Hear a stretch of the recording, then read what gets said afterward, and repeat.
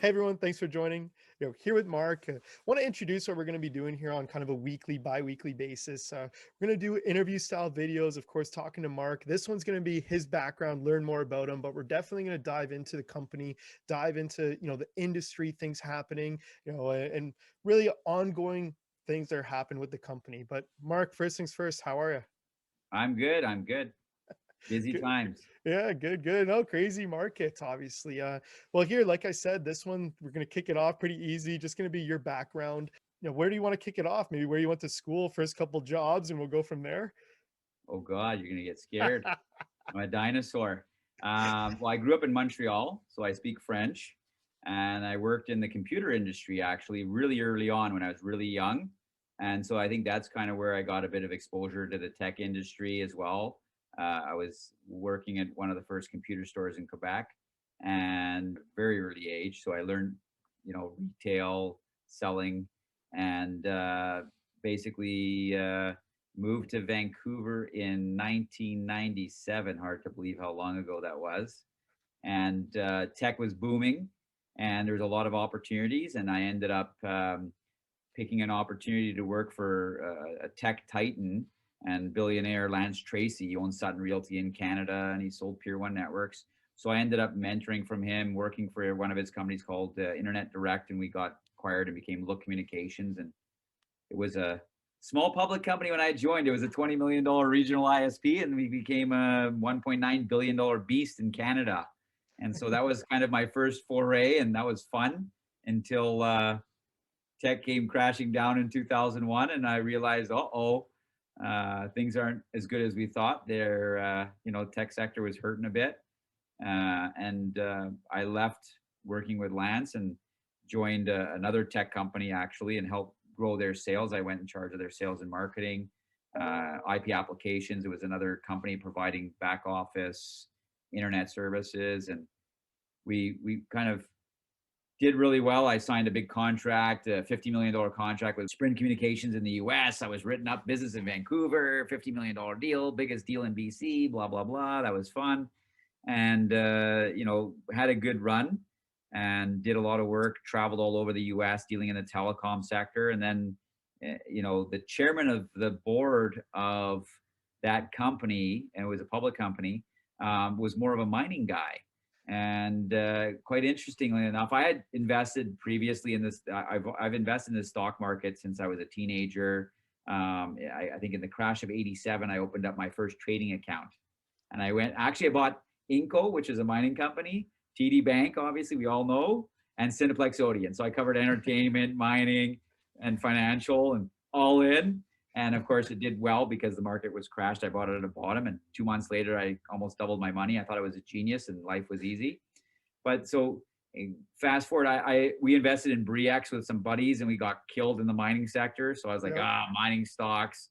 And then fast forward to 2003, I meet the chairman of our board of the tech company, and he tells me, "Oh, you should pick up some of this mining stock at 20 cents." And I'm like, "Oh, yeah, I know that drill. I buy it at 20 and I sell it at 10. I can lose money all day long. I'm good at that."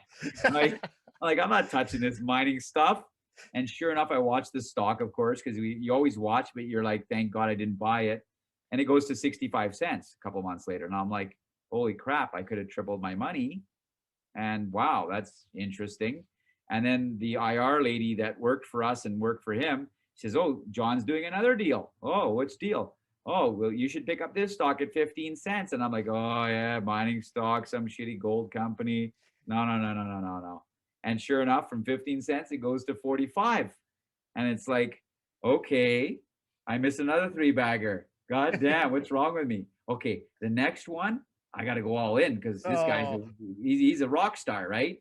So he tells me to buy a stock at 6 cents we all know where this story's called going. Asia Pacific Resources. I remember it, APQ.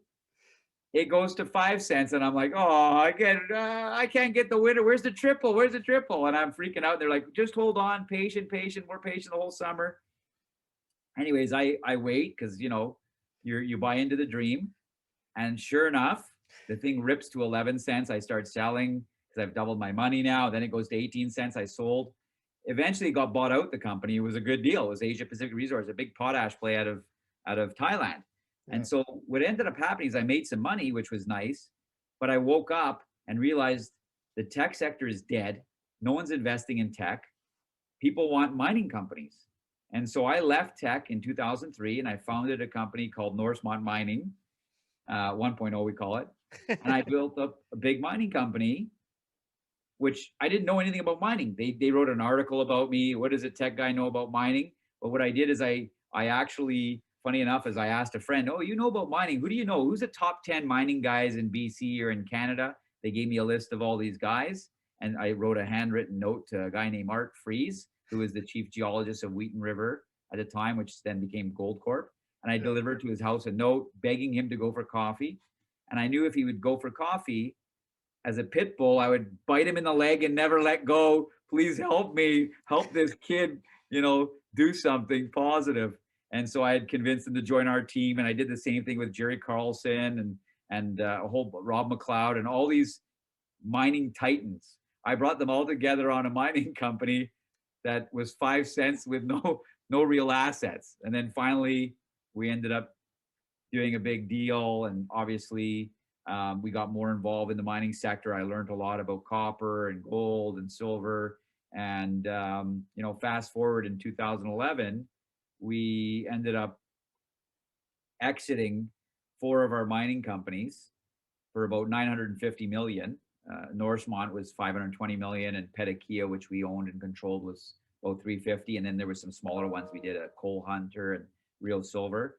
So, it was a good run. We made a lot of money in the mining sector. We did well. We created exits for our investors. And then mining did go off a cliff, and we started to hunt.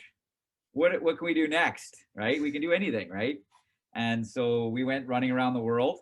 And I think I ran to Russia and Ukraine to meet with a former president of Ukraine and look at oil and gas deals in Russia, which is a good way to get beat up financially. I think we spent about 250 doing due diligence and travel and all that, and finally realized we can't do a deal. What are we doing here? And licked our wounds and came back home. And basically, we got involved a little bit in the crypto space. And then a buddy of mine called me up saying, "Oh, I locked up 10 million for this company called Tweed. They shopped the deal on me. You got to find me a marijuana deal." And I'm like, "What do you mean? We don't do drugs. We do mining. We do tech. What do you mean marijuana? That's illegal." Right. And I didn't know what was coming. And so because of him, he opened up my eyes, and I got our analysts looking at marijuana companies. And I interviewed 100 of the top 300 applicants, came in and out of my boardroom hour after hour, day after day for a month straight or 2 months straight. We interviewed all of them, and we wrote notes, and we picked what's good, what's bad, everybody's brain. And then we realized the best type of situation is ground floor buildup of a facility. And we Yeah. ended up meeting up with Terry Booth, and we founded, myself, Terry, and Steve founded Aurora Cannabis, which obviously did pretty damn good because we financed it with our investors. We had to beg, steal, and borrow at 10 cents and 25 cents and 30 cents and 85 cents and a buck. It was twisting arms, like forcing people to invest. But of course, it did very well. Went to 15 bucks, and our investors did extremely well on that. And we shift gears to the U.S. cannabis space. And one of the shells we did Curaleaf, which was one of the largest cannabis IPOs. And then we went on to do Cannabis One, Citation. We did a whole bunch of private, public cannabis space stuff. And it became a big trend. Obviously, it's doing really, a lot of these companies are doing well. The ones that survived, there was a lot of little guys that were promotes, but it's been good for our investors so far. We had a couple of black eyes because there's been so much deals went public that didn't generate the revenues they're supposed to and got all beat up. But most of the majority deals did quite well. And then we shifted gears again back in 2019. We started reviewing mining projects because I said, "Oh, I'd never do another mining project again," which obviously 10 years go by pretty fast, and you realize, wait a second, I need exposure to gold. This world's going upside down, debt's going through the roof. And so we started looking at mining projects and reassembled all of our mining teams. And today we I guess last year we put together a large mining deal, which was Norsemont, which we refer to as 2.0, Norsemont Mining. And that's what keeps me busy these days and driving me crazy every day. Yeah, holy, what a story. Wow. Uh, incredible, incredible. There's going to be tons of questions and perfect time to say if anyone is watching and does have questions for Mark, we'll definitely do some Q&A videos coming up. But Mark, back to, Sure. it feels like you made an emphasis talking about you got into sales Yep. early. How important is sales? I'm curious, and for people watching, how Sure. important is sales? And it's funny, from a tech company to CEO of Norsemont 1.0, if that's what we're going to call it. Like, Yeah. how does that happen? So, I mean, look, my background was from tech. I was selling computers when I was 14 years old. So I understand the tech sector. When I first moved here, obviously working at a big tech, well, we built up some big tech companies. I've also in between sold a couple of payment processors that were private. So we've done, a lot of tech stuff. But in the end, I recognize from a background, I was doing sales at a very young age. At 14 years old, I was selling computers for 5 grand to old guys, and they'd pay me 50 or $100 commission. I thought that was the greatest thing on earth. I didn't realize how much money the guys behind selling the computers were making. But so, from a sales and marketing perspective, that's key when you're running a public company, that your CEO is your number one sales guy of a public company. That's my belief. That's what I think makes the most sense, because you have to be out there consistently talking to brokers, talking to analysts. You can't be an introverted person pitching analysts, brokers, institutions, family offices to step into your investment, because they see that, they'll see through that. So that's a key, I guess, experience from my life in sales that I got to carry into the public markets. And I guess, once you understand the stock market well enough, that I think I do, really the beauty of my experience being a sales and marketing guy, I can get behind anything that I truly believe in.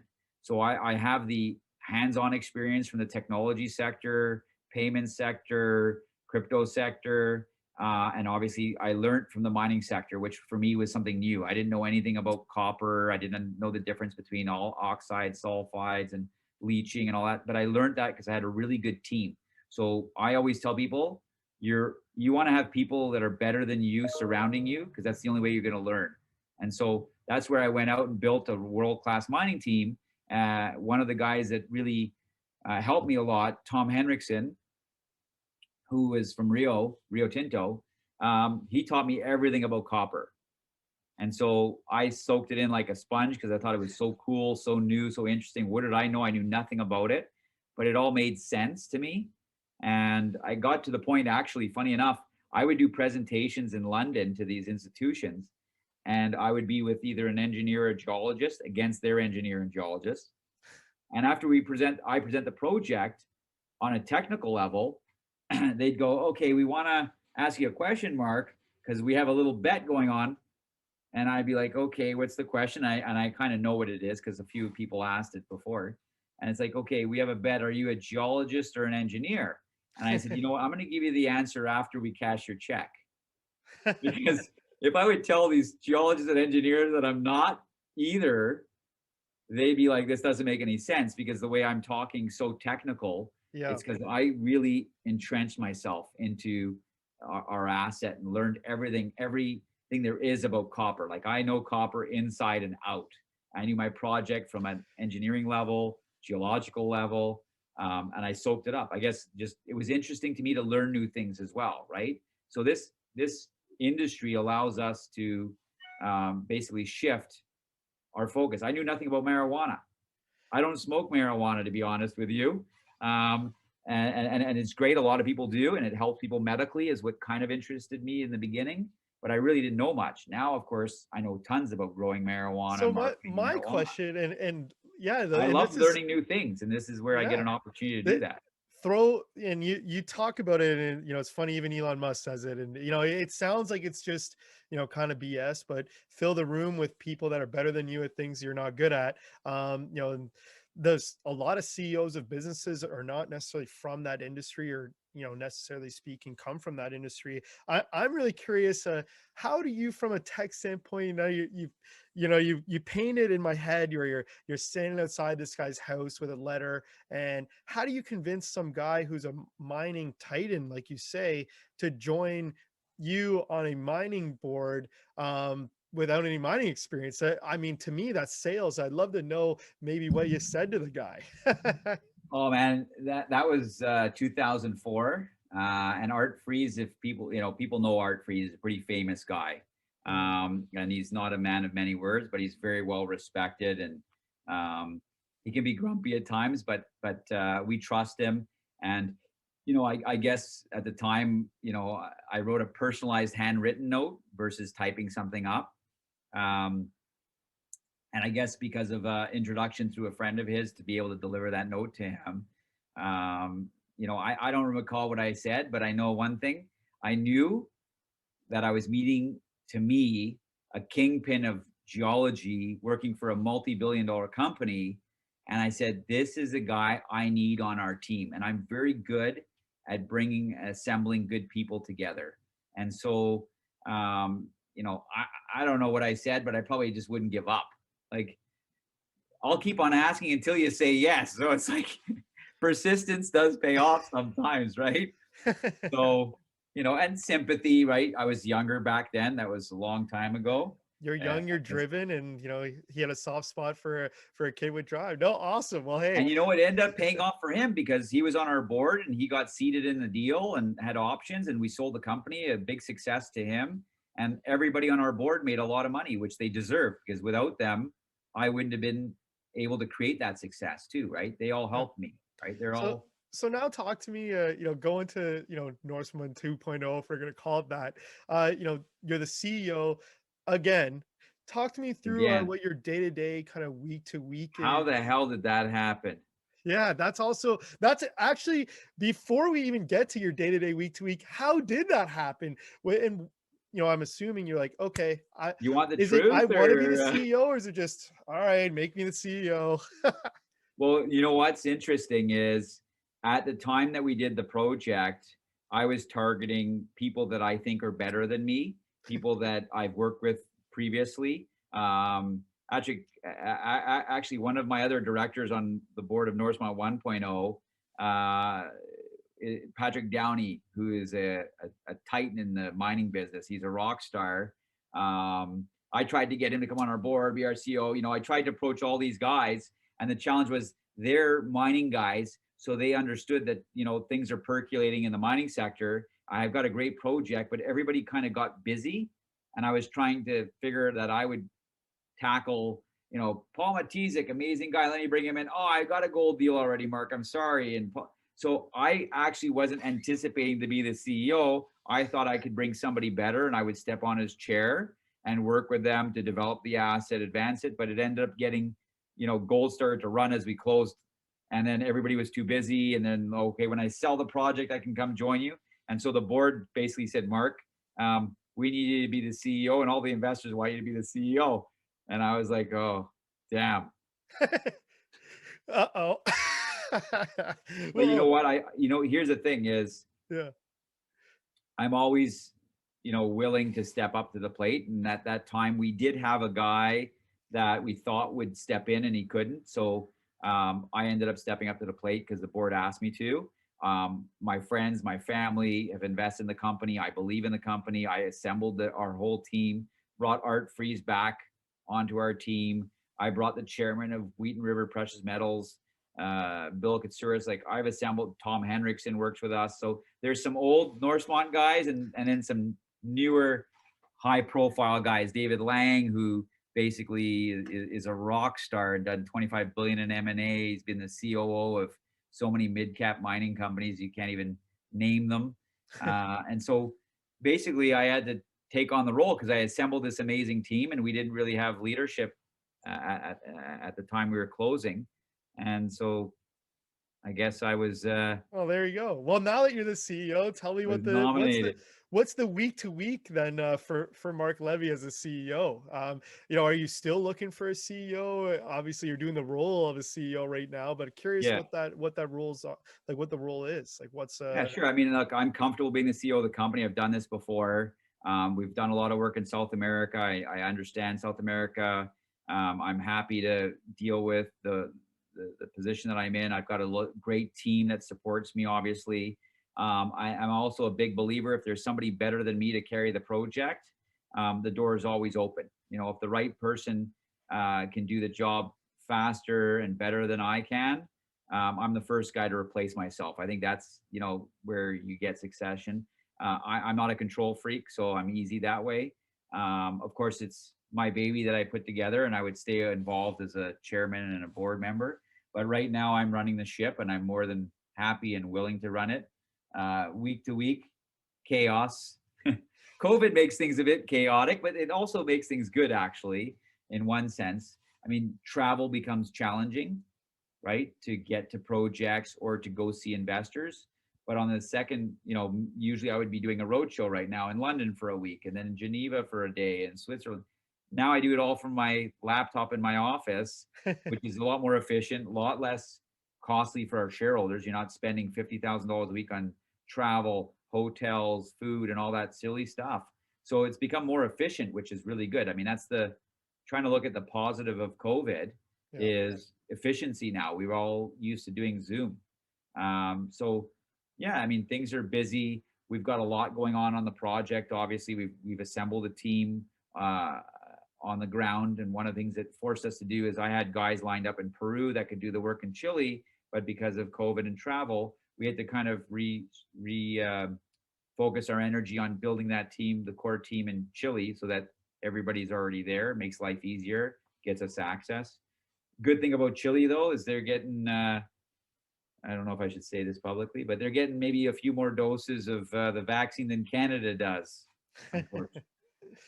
So actually that's a good thing for us. They got 3 million doses of the vaccine, where Canada I think gets a couple 100,000. Um, Not knocking our prime minister, but Hey. things are getting better in Chile, which is a good thing for us as well, right? So that makes things a little easier to navigate. So, Yeah. but COVID's been a challenge for us. I think it's made things a little bit different. But yeah, week to week, it's just chaos. Yeah. Hey, But busy fun times chaos, good for chaos. COVID, but Yeah. Mark, obviously, thanks for doing this. This is a great first video. Incredible storytelling, by the way. I hope anyone watching, of course, enjoyed it as much as I did. And again, inviting anyone with questions, things you want to see in upcoming videos. We will do a deeper dive into the company, in the coming weeks, and of course, mix in some Q&A, some industry stuff as well. Mark, thanks for joining. This was an awesome first video. No, great. Thanks for your time. Appreciate it.